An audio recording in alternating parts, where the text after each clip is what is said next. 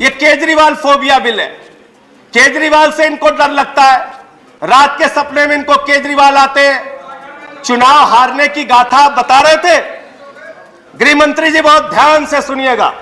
और मैं ऐसा मानता हूं कि वो लोग राजनीति में कायर होते हैं जिनके अंदर सच सुनने का साहस नहीं होता। आपने बहुत अच्छा किया बताया उत्तर प्रदेश में हमारी जमानतें जब्त हुई। बहुत अच्छा किया बताया आपने कि गोवा में हमारी जमानत जब्त हुई, उत्तराखंड में हुई। मैं सोच रहा था 51 से निकालूंगा तो आप ज्यादा शर्मिंदा हो जाएंगे, लेकिन मैंने कहा बात से ही शुरू करते हैं। संजय भाई ने कहा फोबिया हो गया है। संजय भाई की तरह भाषा का प्रयोग मैं नहीं कर सकता मान्यवर। आजकल कर मुझे 27 साल हो गए किसी ने किसी विधायिका में रहते हुए। मैं इसी भाषा का प्रयोग नहीं कर सकता, परंतु सदन की मान्य भाषा में जवाब जरूर दूंगा और मेरा अधिकार है मान्यवर। उन्होंने कहा कि फोबिया हो गया है। अरे भाई, फोबिया कैसे होगा, किसको होगा? आप हमारी डिपॉजिट जमानत का आधा डेटा लेकर आए, मैं दे देता हूं। बहुत इससे भी ज्यादा गई है हमारी जमानत, कोई नई बात नहीं है। मगर एक म्युनिसिपैलिटी जीतकर हम ऐसा नहीं कहते थे कांग्रेस को हमारा फोबिया हो गया है। ऐसा अहंकार हम नहीं पालते थे। हम भी देखे हैं समय भाई, बोटाद में हमारी म्युनिसिपैलिटी जनसंघ जीत गई तो आनंद हो जाता था, कह रहे भाई चलो एक बार म्युनिसिपैलिटी जीत गए। परंतु बाद में यहां आकर अटल जी ये नहीं कहते थे कि जवाहरलाल जी आपको अटल बिहारी वाजपेयी का फोबिया हो गया। मान्यवर, इस चुनाव में ऐसा क्या परिणाम आया है, क्या परिणाम ऐसा आया जिससे हम डरे? मैं बताता हूं। उत्तर प्रदेश के अंदर उनको 0.38% वोट मिला है आप पार्टी, और 349 डिपॉजिट जब्त हो गई, और 306 जगह नोटा से भी कम वोट मिला है। नहीं, मैं फोबिया का जवाब दे रहा हूं रमेश भाई। हमें फोबिया होने का कोई कारण ही नहीं है। मैं जवाब देता हूं पूरा। उत्तराखंड में 68 जमानत जब्त हो गई 70 में से, गोवा में 39 में से 35। प्लीज प्लीज प्लीज बोलता हूं मैं। माननीय एलओपी प्लीज प्लीज सीट पर बैठकर बात करें। माननीय एलओपी प्लीज प्लीज प्लीज। और मान्यवर कोई माननीय गृह मंत्री अभिषेक मनु सिंघवी जी ने कहा, प्लीज अभिषेक मनु सिंघवी जी ने कहा कि हम भय से और भय के आक्रांत से बिल लेकर आएंगे। मान्यवर, मैं उनको बताना चाहता हूं कि 5 राज्यों में 454 जगह पे उनकी डिपॉजिट। मुझे तो कोई डरने की जरूरत नहीं है। 4 राज्य में नरेंद्र मोदी जी के नेतृत्व में हमने फिर से सरकार बनाई, हमें डरने की जरूरत नहीं मान्यवर। मगर ये सवाल पूरा जो खड़ा हो रहा है वो भय का नहीं है। जिस प्रकार का, अब मैं फिर से सवाल कहता हूं, फिर से शब्द प्रयोग करूंगा, सौतेला व्यवहार आप पार्टी की सरकार ने तीनों निगमों के साथ किया है, इसके कारण ये बिल लेकर आना पड़ा। सर आप खत्म, इन्होंने कहा कंक्लूड कीजिए। सौतेली मां, ये गृह मंत्री का शब्द है सर। गृह मंत्री के शब्दों का जवाब नहीं दूंगा सर। सौतेली मां उन्होंने कहा। सौतेली मां कीजिए, सौतेली मां कौन है? आप दूसरे बात बोले जा रहे हैं। सौतेली मां कौन है सुनो जरा ध्यान से। 2014-15 में दिल्ली को मिला 325 करोड़, 2015-16 में 325 करोड़, 2016-17 में 325 करोड़, 2017-18 में 325 करोड़, 2018-19 में 325 करोड़, 2019-20 में 325 करोड़। सर, जब से आम आदमी पार्टी की सरकार बनी है, लाखों करोड़ रुपए का टैक्स दिल्ली की जनता देती है, मात्र 325 करोड़ रुपए आप हर साल देते हैं। और हमने एमसीडी को कितना दिया? माननीय गृह मंत्री जी जरा 2 मिनट ध्यान से सुनिएगा। मान्यवर, हमसे तो दुश्मनी हो सकती है, दिल्ली की जनता से क्या दुश्मनी है? उन्होंने तो आपको वोट दिया है, सरकार बनाने का मौका दिया है। भाजपा की खुंदक दिल्ली की जनता पर क्यों निकाल रहे हो? मान्यवर, मैं कुछ बताना चाहता हूं। यहां पर चौथा वित्त आयोग तो पूरा उन्होंने सिरे से नकाल दिया, चलो छोड़ दो। दिल्ली का 5वां वित्त आयोग, जिसमें अनुशंसा की गई कि दिल्ली सरकार ने 40,561 करोड़ रुपया तीनों निगमों को देना है प्रोरेटा। दिल्ली सरकार सहमत नहीं हुई। 21,000 करोड़ के आधा कर दिया। 21,000 करोड़ से सहमत हुई, 19,000 करोड़ तो उड़ा ही दिया, 21,000 करोड़ भी पूरा नहीं दिया मान्यवर। और इसका कारण भी नहीं दिया। क्यों नहीं दिया? हमने राजधानी क्षेत्र दिल्ली सरकार ने महत्वपूर्ण अनुशंसाओं को जो 5वें दिल्ली वित्त आयोग ने की, उसको मानो ऋण माफी नहीं माना, शिक्षा क्षेत्र व्यय की पूर्ण प्रतिवृत्ति जो प्राथमिक शालाएं कॉरपोरेशन चला रही है नहीं माना, स्वच्छता पर व्यय के लिए वित्त पोषण नहीं माना, बकाया ऋणों पर ब्याज माफ करना नहीं माना, और ये कहते हैं कि हम सौतेला व्यवहार नहीं करते। मान्यवर, टोटल 5 साल के बाद तीनों निगम की कुल देनदारी 16,415 करोड़ है और 19,000 करोड़ इन्होंने तो यही नहीं दिए, बाकी नीचे का तो अलग टोटल होता है।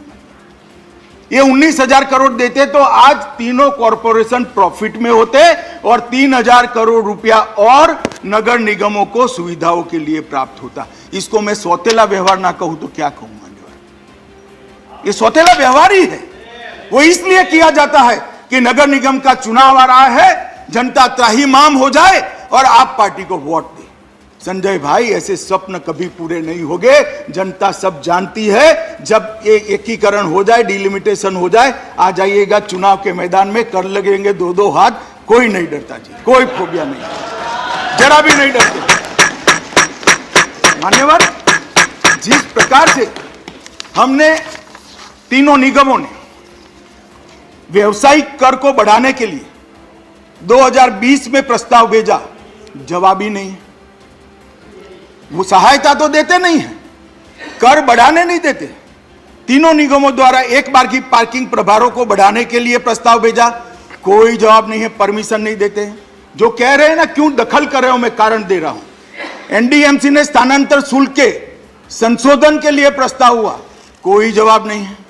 दक्षिणी निगम की मंशा, उन्होंने अपनी बैलेंस शीट अच्छी थी, दक्षिणी निगम ने कहा कि हम बॉन्ड लाकर आरबीआई के रूल्स एंड रेगुलेशन के हिसाब से बॉन्ड लाकर हमारा निगम चलाना चाहते हैं, परमिशन नहीं दी। शराब और ईंधन पर बढ़ी हुई एक्साइज ड्यूटी से अर्जित राजस्व, साहब इतनी शराब की दुकानें खोल दी है, मुझे तो कई बार होता है, लगता है पूरा दिल्ली में खाना न हो। मगर ठीक है, जो करना था वो आपने कर दिया। इसके राजस्व में नगर निगम का हिस्सा देते ही नहीं है। मान्यवर, ये कैसे चलाना? कुछ लोगों ने सवाल उठाया कि इस इनकम कैसे बढ़ जाएगी, 1+1+1 का थ्योरी समझाया। आप क्या समझते हो? आप न समझाते हो तो हम नहीं समझते, हम भी समझते हैं। मगर 3 निगमों में से एक निगम की आय ज्यादा है, दूसरे की मध्यम है और तीसरे की कनिष्ठ है। तीनों अगर इकट्ठा हो जाते हैं तो कठिनाई कम होगी, एडमिनिस्ट्रेटिव खर्चा कम होगा, कमिश्नर एक हो जाएगा, मुख्यालय एक हो जाएगा, चीफ इंजीनियर एक हो जाएगा, सारी व्यवस्थाएं, खर्चा भी कम होगा। और इसमें किसी को क्या आपत्ति हो सकती है? मान्यवर, और मुझे सवाल कर रहे थे कि आपने क्या दिया दिल्ली सरकार को। मान्यवर, मैं 2011 से बोलना चाहता हूं, 10-11 से। 10-11 में 443 करोड़, 11-12 में 582 करोड़, 12-13 में 800 करोड़, 13-14 में 582 करोड़। उसके बाद हम आए 14-15 में भी हम नहीं थे, मगर 568 करोड़। हम आने के बाद 2016-17 में दिल्ली को देने वाला पैसा 817 करोड़, 857 करोड़, 887 करोड़, 19 में 812 करोड़, 20 में 1116 करोड़, 21 में 1030 करोड़ और 22 में 1000।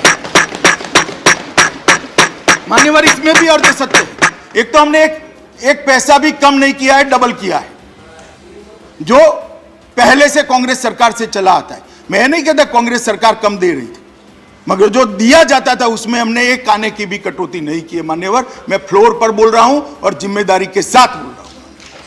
मान्यवर, फिर भी यह अर्ध सत्य है। अर्ध सत्य इसलिए इन्होंने एक ही मद को किया है। टोटल कर एवज में केंद्रीय सहायता, ग्रांट इन एड, यूटी का आपदा राहत फंड, एक्सटर्नल एड और प्रोजेक्ट्स, ये सब मिलकर बहुत बड़ा फंड होता है। पुलिस का खर्चा पूरा भारत सरकार उठाती है। ये सब मिलाकर 17,000 करोड़ से ज्यादा हर साल दिल्ली की जिम्मेदारी भारत सरकार की है। मगर आंकड़े ऐसे रखेंगे भाई, मेरी पार्टी के तो संस्कार ऐसे नहीं है। मालूम नहीं कि आप कैसे बोलना चाहते हैं। मान्यवर, मैं इतना ही कहना चाहता हूँ कि ना इसके अंदर ये बिल लाने में सरकार ने कोई संवैधानिक जिम्मेदारी का निर्वहन करते हुए, हर संवैधानिक जिम्मेदारी का निर्वहन करते हुए इस बिल लाए हैं। ये बिल में हमारी कोई मंशा नहीं है, ना ही इस बिल के लागू होने के बाद, निगमों की तिथि समाप्त होने के बाद हम कोई पॉलिटिकल एडमिनिस्ट्रेटर रखने वाले हैं। एक स्पेशल ऑफिसर आएगा एक्ट के तहत, वो पुराने एक्ट का प्रोविज़न है, नए एक्ट का प्रोविज़न नहीं है। जो पहले से एक्ट था उसी का है। हम कोई पॉलिटिकल व्यक्ति को नहीं रखेंगे बंगाल की तरह। मान्यवर, एक स्पेशल ऑफिसर आएगा जो ऑफिसर इसको चलाएगा। और चुनाव भी मान्यवर समय पर ही होंगे।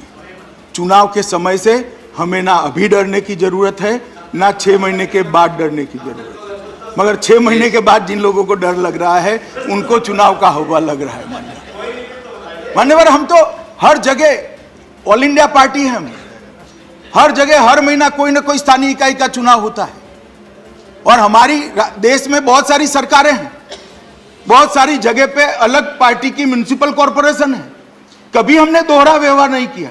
कांग्रेस के शासन में बहुत सारी म्युनिसिपल कॉरपोरेशन हमारी भी है, कहीं हमारे पास आज तक दोहरा व्यवहार नहीं हुआ। ये पहली बार दिल्ली में सौतेले माँ जैसा व्यवहार करने की परंपरा हुई है। दिल्ली की जनता इसको अच्छे से जानती है। मुझे लगता है हमारे गुजरात में कहावत है, हवेली लेता वडोदरू खोलू। एक गायकवाड़ की हवेली थी अहमदाबाद में, वो लेने के लिए गायकवाड़ सरकार हमला लेकर आए और कोई बड़ोड़ा ही पूरा छीन गया था।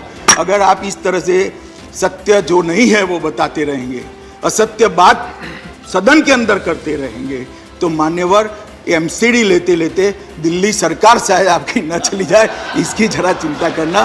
क्योंकि एमसीडी पर जो प्रताड़ना आप कर रहे हो, एमसीडी को जो आप प्रताड़ित कर रहे हो, वो एमसीडी को नहीं कर रहे हो, दिल्ली की जनता को कर रहे हो। दिल्ली की जनता भी मेरा ये भाषण सुन रही है मान्यवर, और जाकर हम गली मोहल्ले में बताएंगे भी। तो दोस्तों, कैसी लगी आपको ये जानकारी, हमें कमेंट करके ज़रूर बताएं। वीडियो को लाइक और अपने दोस्तों के साथ शेयर करें। और अगर आपको हमारे चैनल की वीडियोस अच्छी लगती हैं तो हमारे चैनल को सब्सक्राइब करके बेल आइकन को दबा लें, ताकि आप हमारी किसी भी वीडियो को मिस ना करें।